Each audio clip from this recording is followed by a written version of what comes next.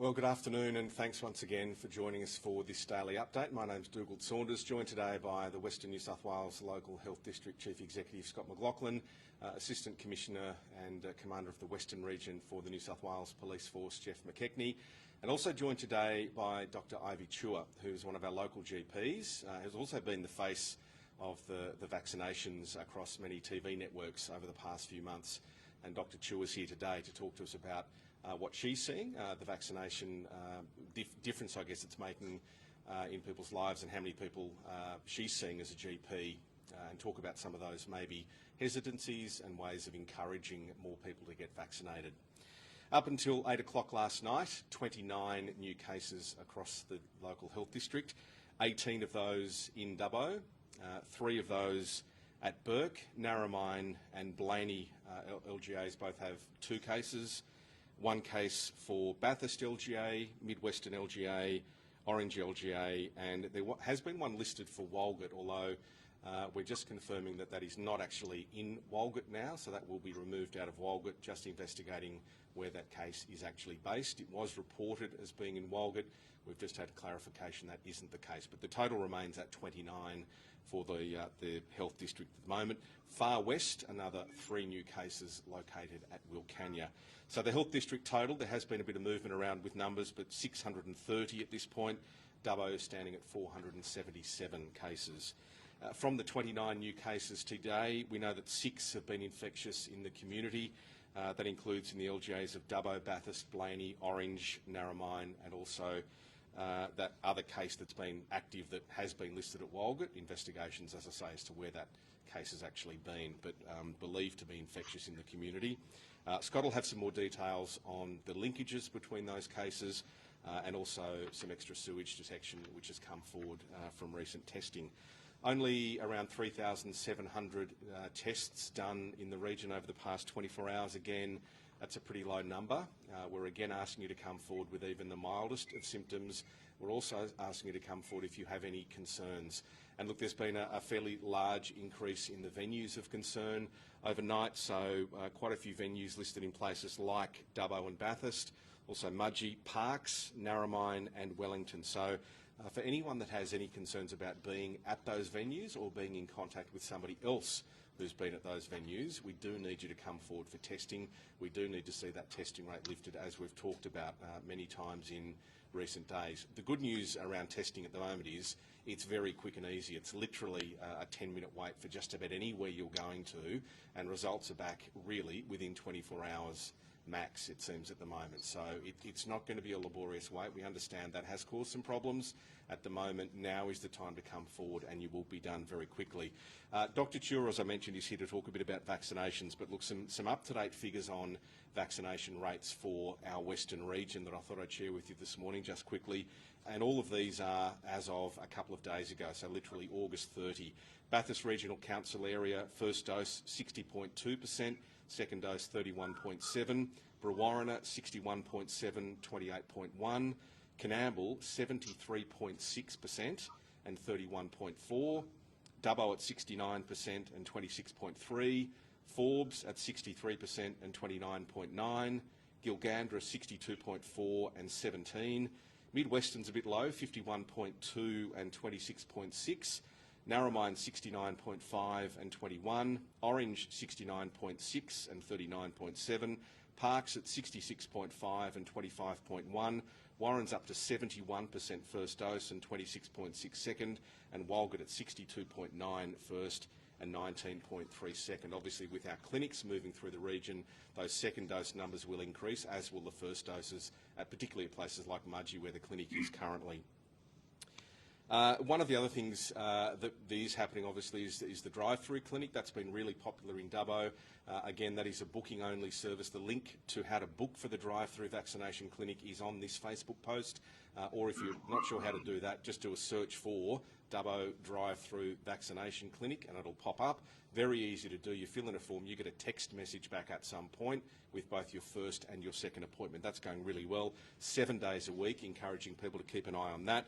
Of course, there are other appointments through the main clinic, which has been operating for some time. It's happening at the Woolpack Pavilion at the showground now. Again, bookings through Health Direct, through the eligibility checker, which now includes 16 to 39-year-olds, so encouraging you to make sure you keep checking. There are lots and lots of appointments popping up, particularly for AstraZeneca. There is a number to call if you can't do it through online, 1800 571 1555. And of course, GPs are doing a great job, as are our pharmacists, in filling all of the gaps where people aren't sure. We're encouraging you, if you have a GP, talk to your GP about being part of their clinic. If you've got a regular pharmacist you use for your flu shot, we're encouraging you to talk to them about getting your AstraZeneca shot as quickly as you can. Pop-up clinics, of course, as we've mentioned, around the region. So finished in Dubbo for now, but back soon. We'll have exact details of when they'll be back shortly. But in Barradine today and tomorrow at the Memorial Hall with the ADF and the health team, Canoundra today at the showground, Mudgee Golgong, Nyngan and Lightning Ridge still on today. And we've got a full list of where those clinics will be later in the week. Again, a link to that is on this post. Just search on this post, you'll find a link for more details about every other location for the rest of the week. You do need some ID with you. If you've got your Medicare card, take that. If you've got an individual health identifier number, take that with you as well. The Vax Clinic at Wellington's going great guns again. I've heard from Steve this morning, around 350 vaccinations done over the past couple of days. So it's going really well. Appointments are filling up. That number is busy, but you can still get bookings, 6845 5423 for the specific Vax Clinic at Wellington. And of course, Swift Street Medical and WAX doing a great job in supporting that and also doing their own clinics as well. Transport is available for everyone who needs help to get to a vaccination clinic or a testing clinic. Again, we've got a link to that through Transport for New South Wales and our community providers, so get in touch on that. Tell your friends and family about it as well. And if you are making other bookings, make sure you're cancelling the ones you've already got, or if you're going to a pop-up clinic, make sure you do that. I just wanted to quickly mention today and give a shout out for all of our legatees. This week is Legacy Week. I've got the badge on today, the little purple badge, which is a special emblem of support for all of those people. There's about 43,000 people that are being looked after through Legacy across the state. And this week it's pretty difficult given the situation we're in. So asking for support online, if you just do a search for Legacy or Legacy Week, you can find details there. But this badge is all about mateship and compassion and understanding, and that's a pretty good thing to be thinking about right now as we think about the difference people have made in our lives in conflict. We're fighting war against a pandemic at the moment, so I think during Legacy Week, a time to reflect on that compassion and that support that this badge represents. Again, lots of information in this post for you to find out details on. We've got links to literally everything you possibly will need, so please have a look through that before you ask too many questions. Scott will be available for questions, as will Dr. Chua and Assistant Commissioner McKechnie. So I'll ask Scott to come forward and provide his health update now.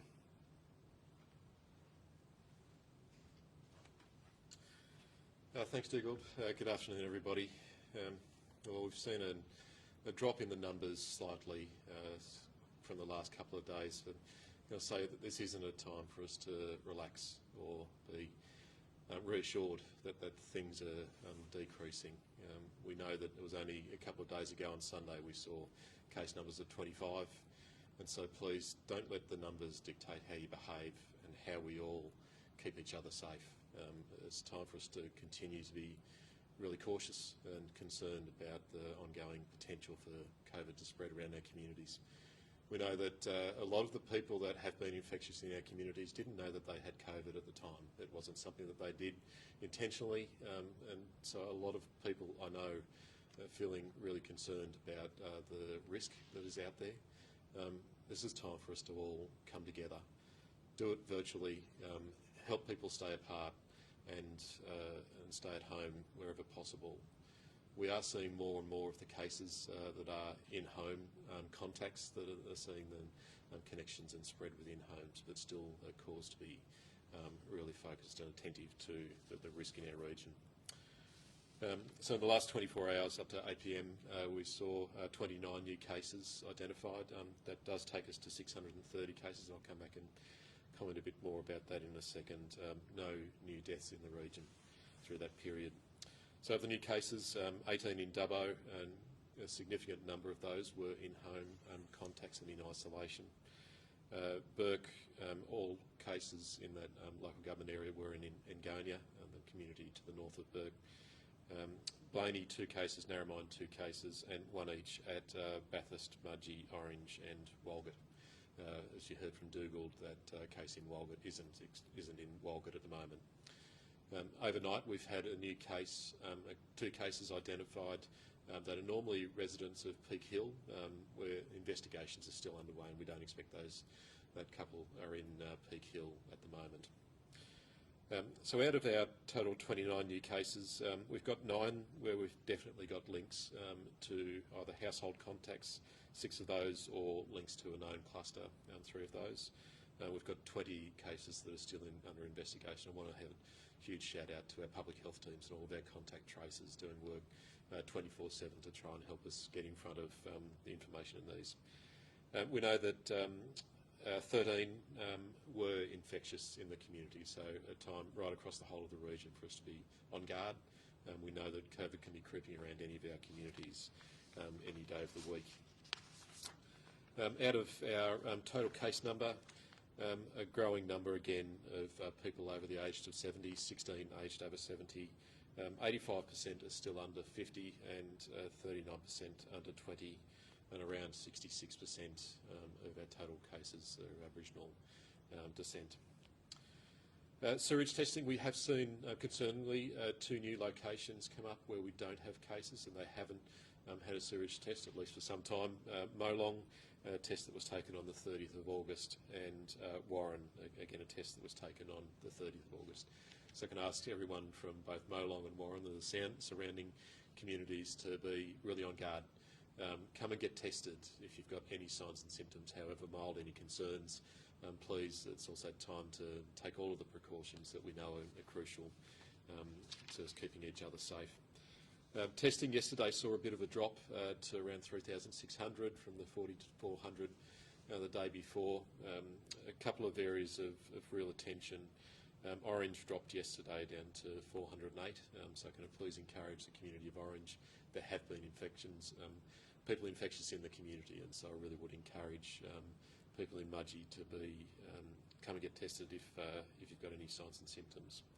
Our testing clinics will remain open for the rest of the week and through the weekend. We've expanded further our in-home testing service. We're now starting up an in-home testing service in Nyngan. So if people have mobility or difficulties leaving the home, then please call forward to our multi-purpose service and we can arrange for someone to come and test you. Again, those mobile testing teams continue in Dubbo, Orange and Bathurst, and we'll look for further opportunities to expand those. We've now got 18 patients in hospital, 4 of those in intensive care, all of those in Dubbo, and all of those are ventilated, and so a really serious situation for all of those people in hospital. In total, 11 patients in hospital in Dubbo, Orange with 4 patients in hospital, Burke 1 patient. Late yesterday we saw a patient admitted to Brewarrina multi-purpose service and 1 patient admitted to Bathurst. Now that'll continue to change. What we're seeing is people needing admission to hospital, and sometimes just for short-term care, whether it's for some oxygen therapy or other parts of their illness that need some hospital-based care. And quite a few of those are getting discharged within a 24 or 48 hours, and so that there's some pleasing signs there. A lot of that, to be honest, is a credit to our amazing teams in the community that have now got 460 patients in our care in the community teams, our specialist teams going into the home to provide support for patients with COVID and with other health issues. And we know that Ivy and a team of GPs around the region are really playing a critical support role for those patients, but also patients in their ongoing care post their COVID journey. Now today we expect to see around 130 patients discharged from that program, and a lot of those have recovered from their COVID illness, and so there's some pleasing signs there. Nearly 3 weeks on from the start of the outbreak in Western New South Wales, the vast majority of people are getting better and coming through their COVID journey, but nonetheless it's pretty scary and it's taken a huge toll on a lot of lives in the region. So we've now seen a further return of a number of staff back into our workforce, and very pleasingly the numbers have decreased to 44 staff that are in isolation from around 140 only a week ago, and so there's some pleasing signs there with staff returning to the workforce. We've seen further staff coming in from Sydney and other regions to support us, particularly in Dubbo, Bathurst and some of our surrounding communities. In coming days, we've got more staff coming into the region and expect to see some come to help out in Bourke. We know Bourke is a real area of focus in coming weeks and in need of some workforce support. So to vaccination, I think it's been an incredibly exciting last 24 hours. We've seen a record number of people vaccinated through the local health district hubs and the pop-up clinics with the ADF. Over 2,200 people vaccinated in the last 24 hours. We know there's record numbers going through general practices, the pharmacies, the Aboriginal medical services and respiratory clinics across the whole of the region. So can I encourage people to continue to look for opportunities for vaccination. They are readily available. We know that AstraZeneca is a really high quality and safe vaccine. I'm sure Ivy will talk to that more, and the long-term outcomes are actually better than most of the other vaccines around the world in terms of protection against really serious illness. So please continue to look for opportunities for vaccination across the whole of the region. Now I'll hand over to Dr. Ivy Cheward. Ivy's been an amazing clinician in our region, a leader that has just unending passion and energy, but a real determination to help us see through this this pandemic that we've got in Western New South Wales at the moment. So I'll hand over to Dr. Ivy Cheward.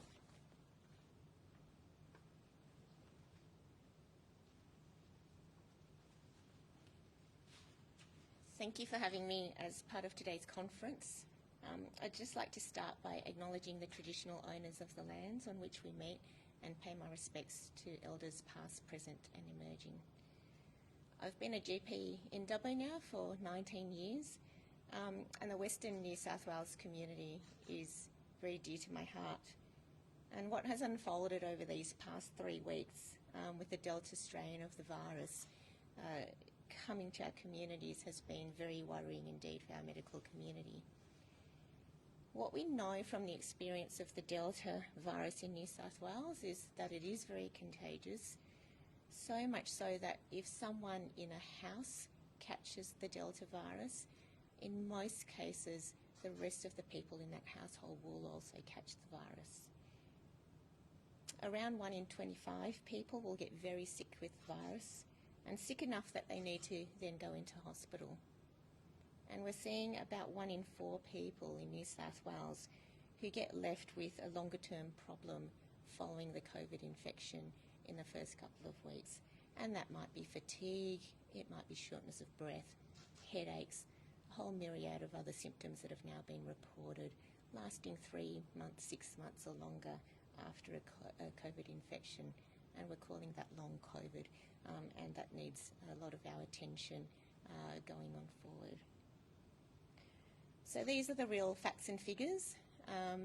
There are some elements of misinformation being circulated on social media channels and on the internet, but these are the figures that we are seeing in New South Wales right now. But reassuringly, we do have a very powerful tool to help us to fight this virus, and that tool is the COVID vaccine. And it's been excellent to see that so many people in our community have come forward to get the jabs, and we need more and more of that to happen. The 2 vaccines that we do have in Australia are very good vaccines, there's no doubt about it. Both the AstraZeneca and Pfizer vaccines have been rigorously tested right across the world and in Australia. By now we've had over 5 billion doses of COVID vaccines administered across the world, and over 19 million doses of COVID vaccine administered in Australia. And from that we have a wealth of data, not only about the effectiveness, but also the safety profile. It's reassuring to know that 1 dose of either vaccine will actually give you 70% protection by 2 to 3 weeks after that first dose. And that will protect you from that serious illness that lands people in hospitals, needing to go on breathing machines, and death from COVID infection. But after 2 doses, you'll actually have 90% protection against serious infection from COVID. So both vaccines are very, very good. But importantly, and this is a very, very strong message I want to get across, the best vaccine is actually the one that you can access right now. And that doesn't matter whether that's the AstraZeneca vaccine or the Pfizer vaccine. Whichever vaccine you can get right now is the best vaccine for you. Wanted to make a special note about talking to a trusted health professional. I mentioned that there is a lot of wrong information moving around on social media and on the internet about COVID vaccinations. We even had some very scary headlines in general media 3 or 4 months ago about some extremely rare vaccine side effects.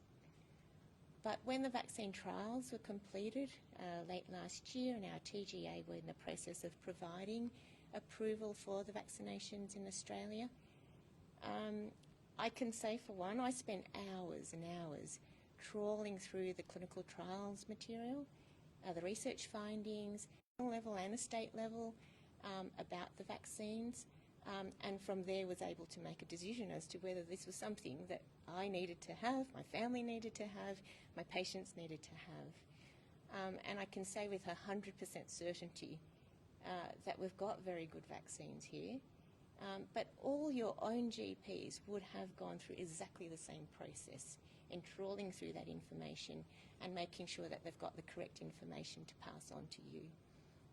So, special note about being careful about what you read in the social media channels written by anybody, but instead talk to your trusted health professional, and that may be your GP, it might be a trusted nurse, other specialist or other allied health person. Please talk to the right people to get the right information. Wanted to say a special message to our First Nations people. This COVID infection is very, very preventable. It's now being called a disease of the unvaccinated. I mean, we are seeing people who get the COVID vaccine, if they've had 2 doses, they're kept safe from this virus. And I want to see our First Nations people safe from this virus. I want to see entire families kept safe from this virus. I want you to be kept safe from having to go into hospital. So please, please get the jabs. And finally, there are multiple locations now that you can access these COVID vaccines. The GP surgeries, AMSs, GP respiratory clinics have been on board with providing AstraZeneca vaccines from back in March, and the Pfizer vaccines from around July. Different surgeries are increasingly coming on board to be able to provide the COVID vaccines, so please tap into them. There has also been an extra delivery from the Commonwealth vaccine supply to our region in these last 3 weeks. I know at my surgery we've had a huge amount of additional vaccines delivered to us, particularly in the last fortnight. And so if you find that you've had difficulty accessing vaccination previously, now's the time to check again. Check again, and no doubt that there will be more vaccines available and you'll be able to book your appointment. A shout out to our pharmacies as well, who currently deliver AstraZeneca vaccines as well in a lot of locations, and particularly in those regions where GP access is more difficult. And the incredible work that our local health district vaccine hubs have been doing and the outreach clinics that they've been providing. It's a mammoth effort, but again, plenty of locations where you should be able to access that vaccination right now. So thank you. Stay at home, wear your masks over your nose and your mouth. Don't just protect your chin. Get your jabs and stay safe. Thank you.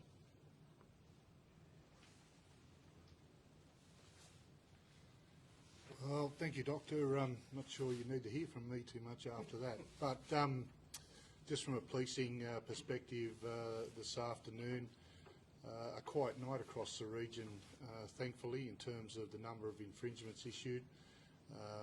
We had some technical difficulties, but certainly down on previous days and down in Dubbo as well, which was really quite pleasing for us. So please keep that up.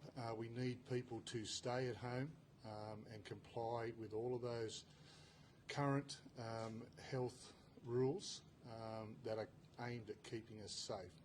What we are seeing across the region, unfortunately, is police coming in contact with people who are quite ill but don't know they have COVID. And we've had a couple of instances overnight in the last 24 hours where police have encountered people who actually needed medical attention but weren't seeking it and hadn't been tested for COVID. But when they were positive. So please, the old "she'll be right, I'm okay" is not working for us at the moment. If you've got any symptoms at all, and if you actually feel sick, you need to get tested. There's so much testing available. Please, we will do what we can when we do come in contact with people, but by then it seems they're a little bit down the track in terms of how sick they are. So please look after yourselves, look after your family. We don't want you to be ill. We don't want our officers put in that position as well, because straight away, out of those instances, we're losing valuable frontline police that need to be out there, need to be doing their work, and then we have to go through a whole testing process and stand down process that impacts on us. So please, if you are in any way feeling ill, get tested. That's about it from me. I'm happy to take any questions that people might have for me. Thanks, Jeff. If anyone has any questions specific for Jeff, could you raise your digital hands now, please? We have one from Riley in the Central Western Daily. So this might be a bit of a blanket question, but of the people, these fines that we are handing out, more than 100 most days, of the ones that are meant to be self-isolating and being fined, is there, a general reason that you guys are seeing that they are out? As in, are they going shopping? Are they going to a mate's place? Or is there any kind of info you have on that you've seen? Look, there's no significant trend in it. I mean, people offer all sorts of reasons. None of them good enough to satisfy the current health order.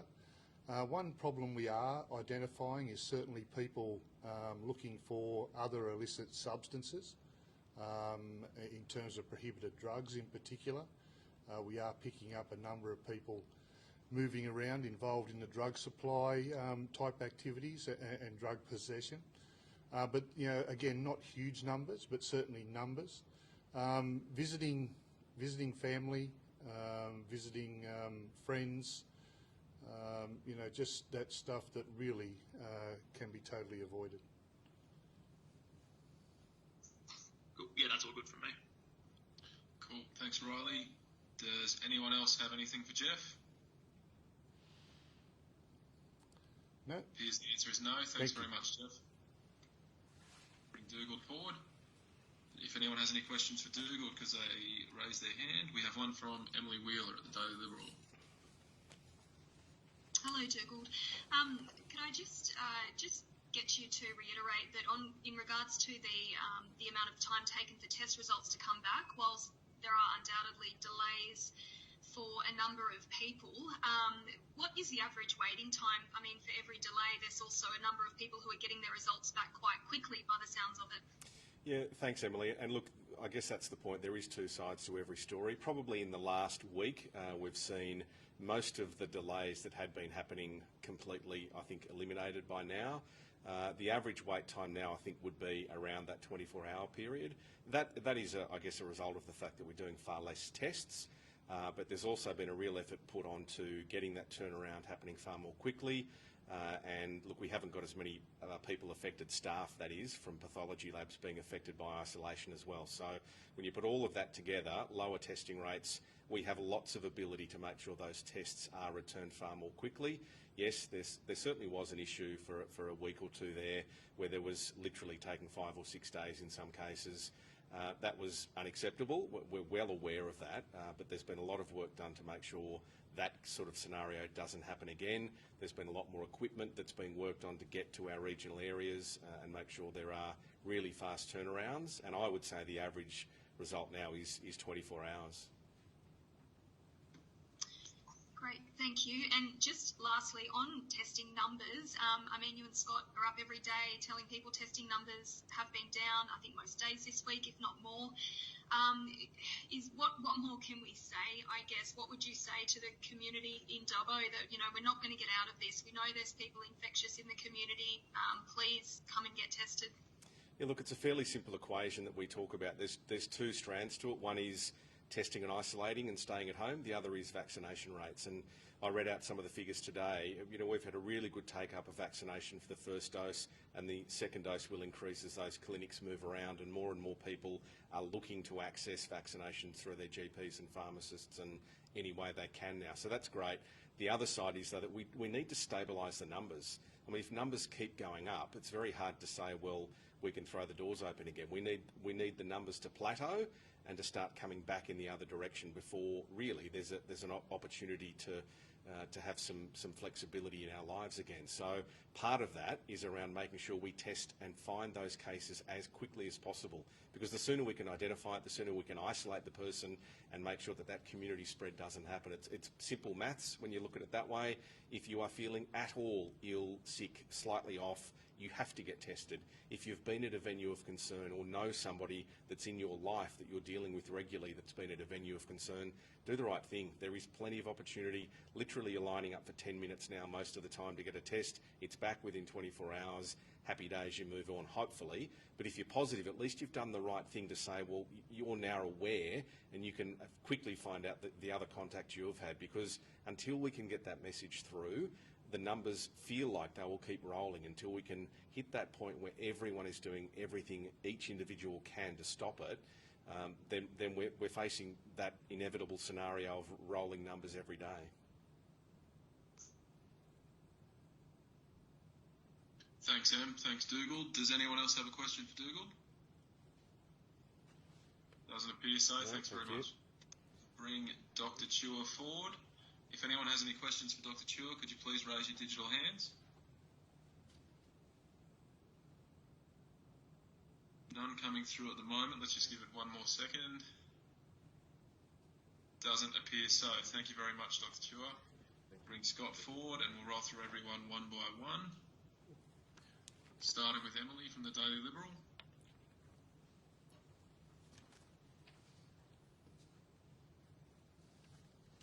Emily, you there? Might be having tech issues. Let's move on to Ryan Young from the Dubbo News and we'll come back to you, Emily. Thanks, Matt. Scott, I just wanted to sort of get a sense around the number of new cases and how many of those are contracting the virus at venues of concern. It sounds like most people are getting it within their household. There's a lot of panic over the exposure lists. What's been sort of the feedback you're getting about where people are getting this mostly? Is it Woolies or in their own home? I guess it's a mix of any and indoor venues generally. So yes, homes are a huge component of the number of people picking up COVID, but also workplaces and whether it's shopping centres or other indoor areas where people are gathering. It's a reminder for us all that any of these places you could have someone standing next to you or behind you that you could infect or can infect you. All of the precautions are so crucial in all of those settings. I don't think it matters whether it's the home or other places, that the precautions we need to take are all the same. Thank you. And just on the vaccination rates, have you got like a goal in mind that you would want us to achieve as a region? Is it 80% double dose like the state government, or, are we doing well on track to meet that, or where do you see things are at the moment? This is sure. I think it's entirely possible for us to have 80% of our population vaccinated by the end of November and 70% by the end of October. Now that's a 2-month period. We've got to get to everyone 70% across the whole of the region. As you heard from Dougal, we've got more than 65% now across most communities have had a first dose, and rapidly increasing numbers with all of the GPs, Aboriginal Medical Services and other providers having a lot of vaccine available, both AstraZeneca and Pfizer. It doesn't matter what brand it is.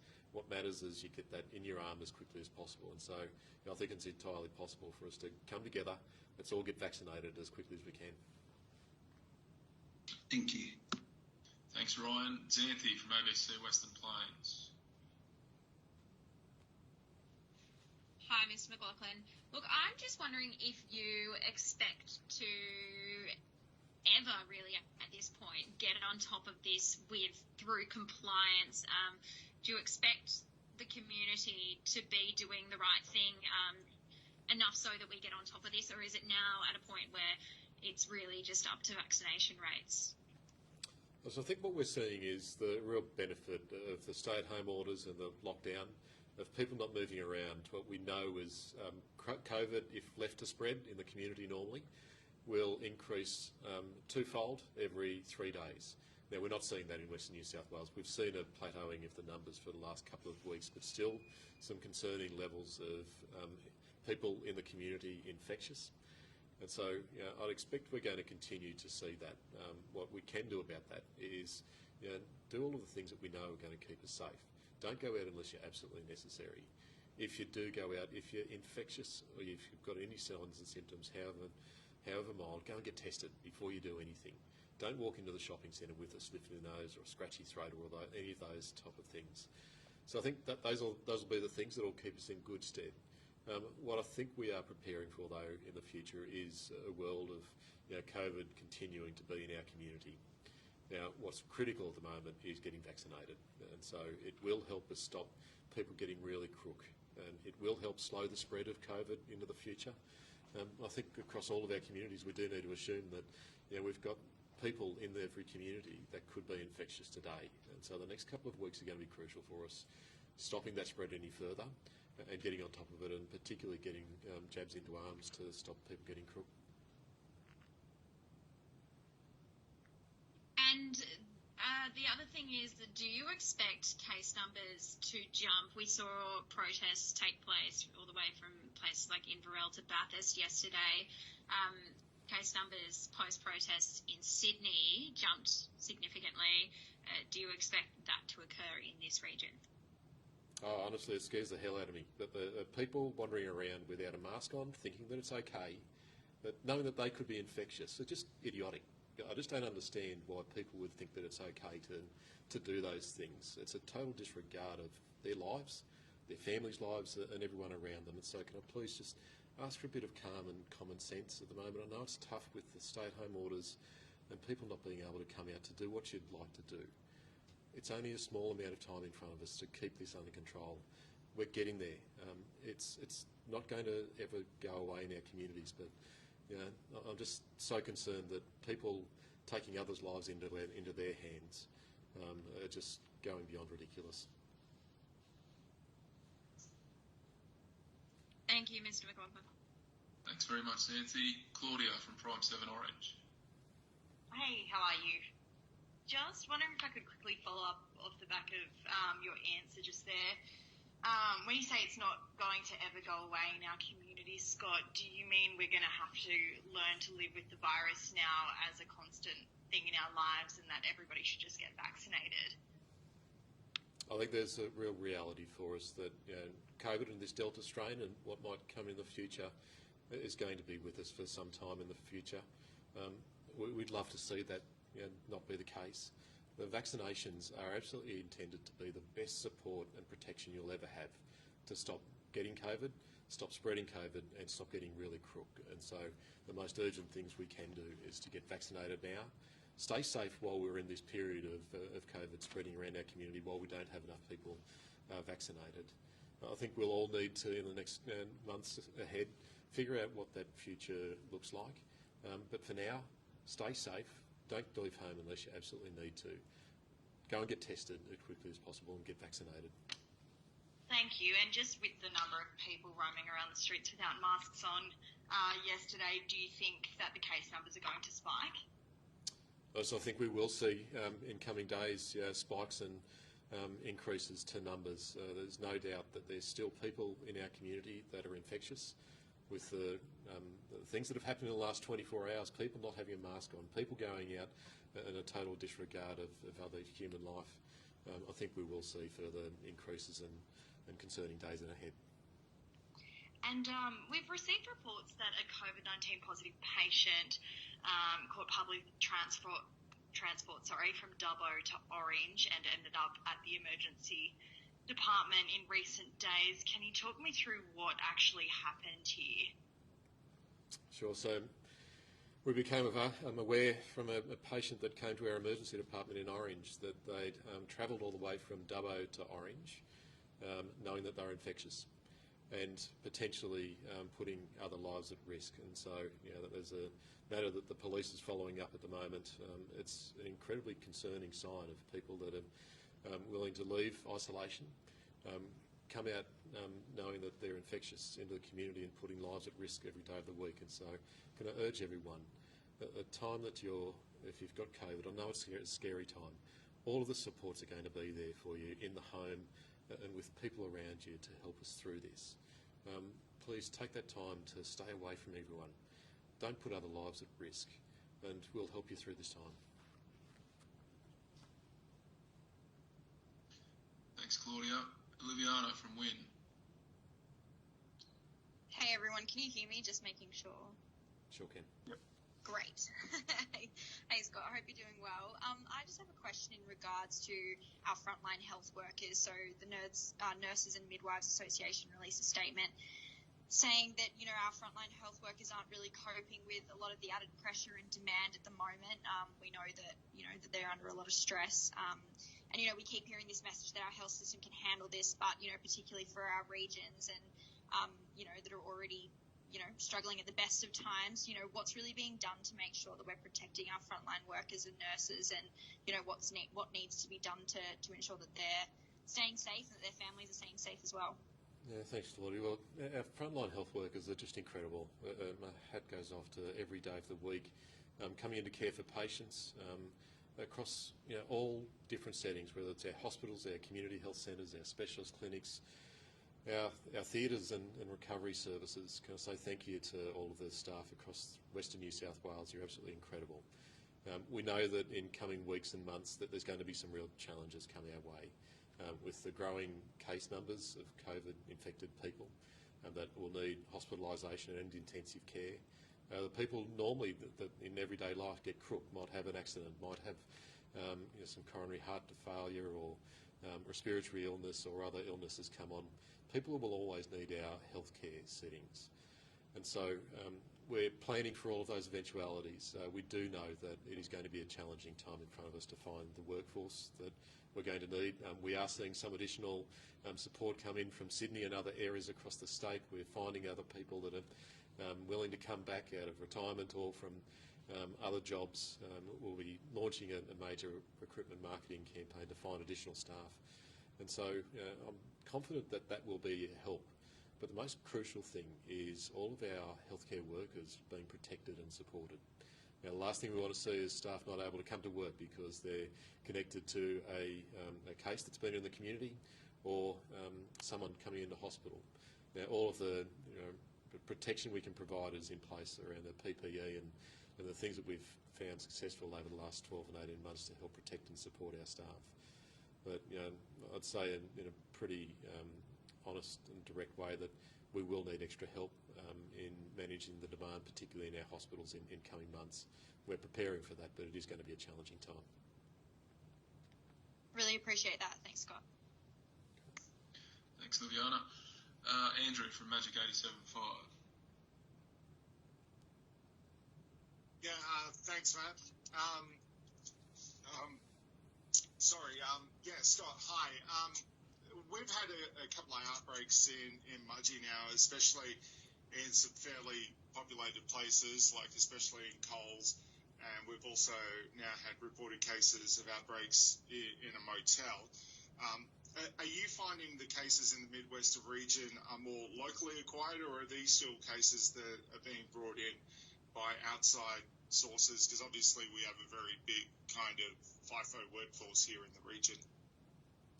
Thanks, Basso. Well, I think in Mudgee and surrounding communities, one of the absolutely critical times is right now to stay at home, not go out if you don't need to. We know there has been people infectious in the community that have picked it up locally, and some of that has been transported in. But regardless of where it's come from, that the warnings are the same.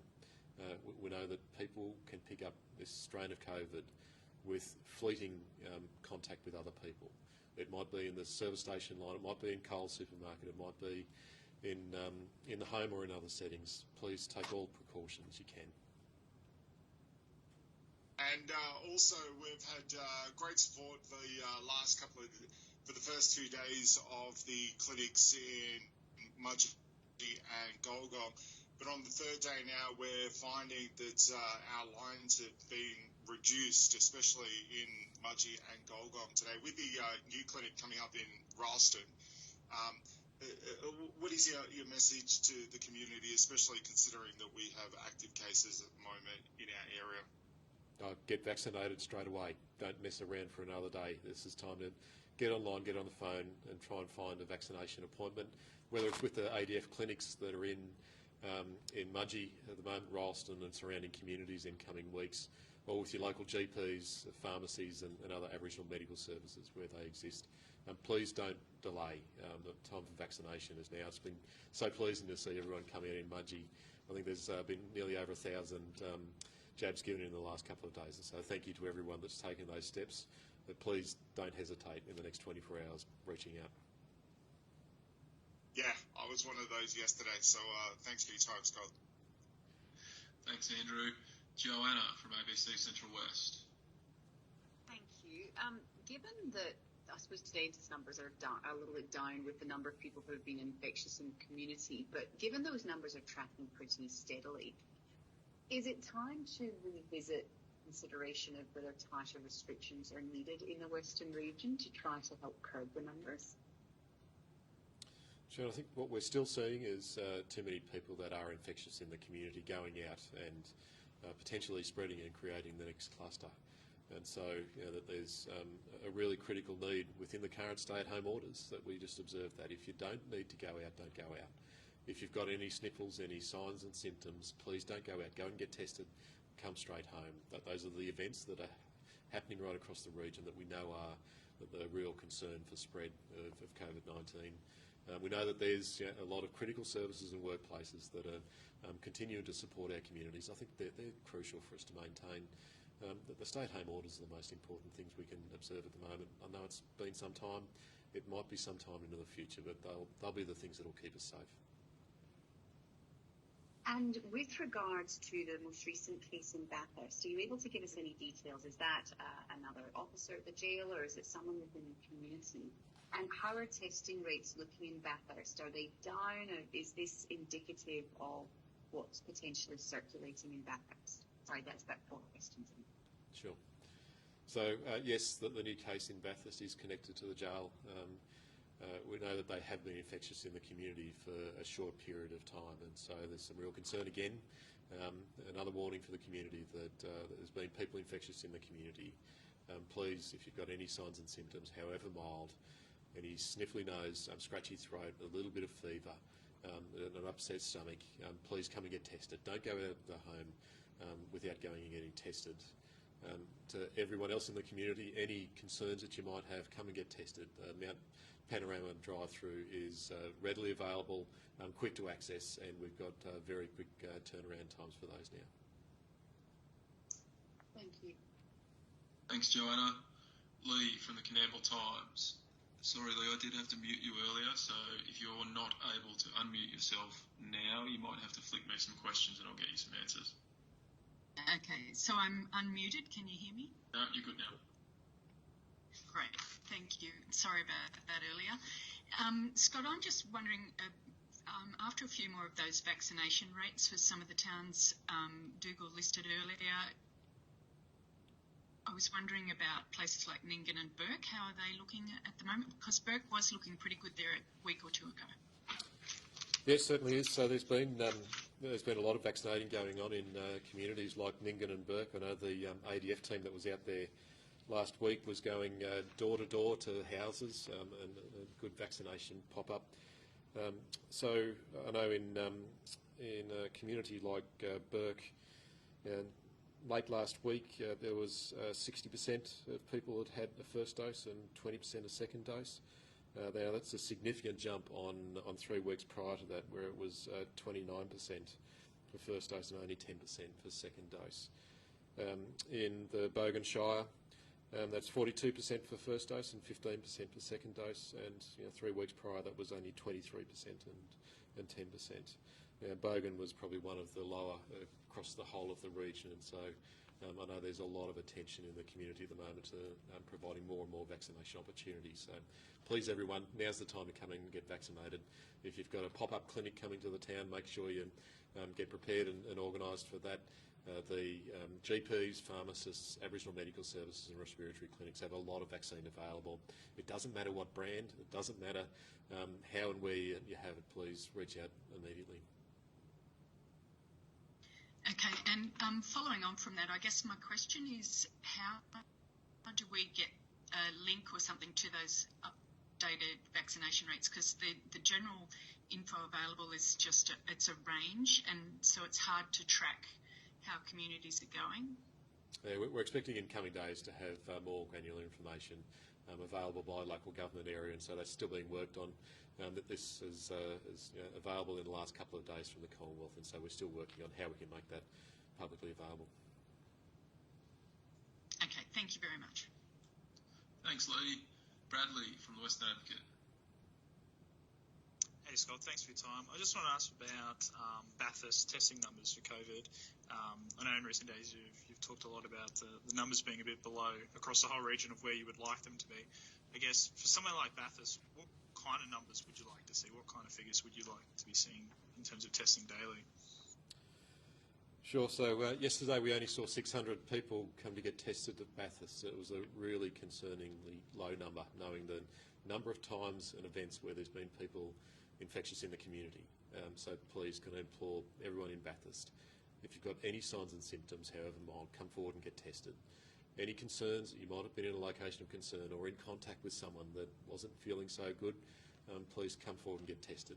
The Mount Panorama drive-through clinic has a very short waiting time and quicker turnaround times for the test results now. I'd love to see this 3 times as high as that, so around 2,000 tests a day. We know it was only a couple of weeks ago we're seeing 3,000 and 4,000 tests a day, and so please can I implore everyone, we've got to get in front of this in communities and cities like Bathurst. All right, thank you. I think that's everything I wanted to ask. Thanks, mate. Thanks, Brad. Riley from Central Western Daily. Hey, just want to touch on the Orange and Blaney cases. Do we know sort of were they infectious in the community? Are there known links to where those came from? And I guess for the Blaney, obviously this is their 3rd case now. I guess how concerning is that for them anyway? Sure. So both of the Orange and Blaney cases were infectious in the community. In particular, the Blaney case was infectious for more than 48 hours in the community. So for the community of Blaney, please come and get tested if you've got any signs and symptoms, however mild. Don't hesitate and delay. And likewise for Orange. This is a crucial time for all of us, right across all of our communities, not just these locations where we know that there's been cases. We know that our regional cities are a hub for a number of things with people travelling in and out of the community on a regular basis. That means every community right across our region has potential risk that there's someone down the street, there's someone that's over the next door neighbour's fence that has COVID. It could be you, and so please don't hesitate coming and getting tested. Cheers for that. And my other question, so we've been told by someone who essentially has said that Orange Hospital is experiencing a shortage of PPE, in particular P2 masks. They've said that nurses have been told not to wear those particular masks unless they're working in the ED or ICU. I guess, are you able to sort of talk about that at all? Or? Well, so we've got a good supply of PPE available. What we're trying to make sure is that the right face is fitted to the right mask, and so there's always advice coming out around how we make sure that the seal around the mask and the PPE that's available is appropriate for the right people, and different advice in different settings where we know that there's a higher risk of contamination or transmission, and so that's the advice we give to our staff all the time. It's specialist advice that comes through the Clinical Excellence Commission, the statewide level, and a group of specialists that know this inside out and know exactly what are the right things to protect all of our staff. So no, we don't have a shortage of PPE. What we're trying to make sure is that it's the most appropriate uses of PPE. We don't want people using it unnecessarily. but we want all of our staff to be using it to protect themselves in the right settings. Cheers. And sorry, can I just get the that Dubbo to Orange bus trip? Was there a date for that? I don't have details at the moment. We just know it was a real concerning event that has real risk for further spread. And so please, everyone, stay attuned to the locations of concern, information that's available on the New South Wales Health website, and any other advice that you have. If you've been in any locations you're worried about, in contact with anyone you're worried about, then please come and get tested. No worries, cheers to that. Thanks, Riley. Thanks, Scott. That's everyone. So we'll call it a day here. I'll just give you the heads up that because we're pushed all the way till 1 o'clock, the recording might be delayed slightly from when you'd normally get it. Apologies for that, but we'll get it to you as soon as we can. Thanks, guys. Thanks, everyone. Thank you. Take care.